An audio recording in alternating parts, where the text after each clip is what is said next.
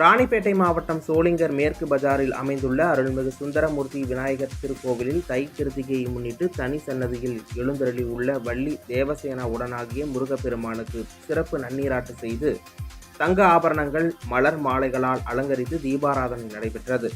இதனைத் தொடர்ந்து வள்ளி தேவசேனாவுடன் முருகப்பெருமான் வீதி உலா வந்து பக்தர்களுக்கு அருள்பாலித்தார். பின்னர் ஊஞ்சல் சேவை நிகழ்ச்சி நடைபெற்றது. இதில் 20க்கும் மேற்பட்ட கிராமங்களைச் சேர்ந்த பொதுமக்கள் கலந்து கொண்டு சுவாமி தரிசனம் செய்தனர்.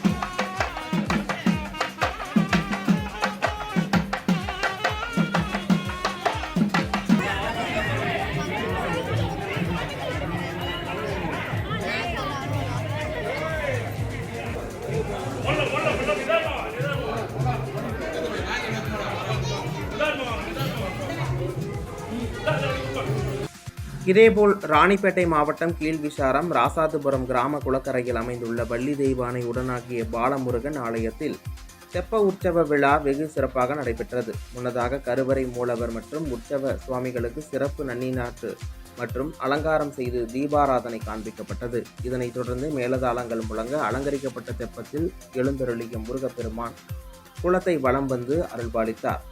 இந்நிகழ்வில் திரளான பக்தர்கள் கலந்து கொண்டு சுவாமி தரிசனம் செய்தனர்.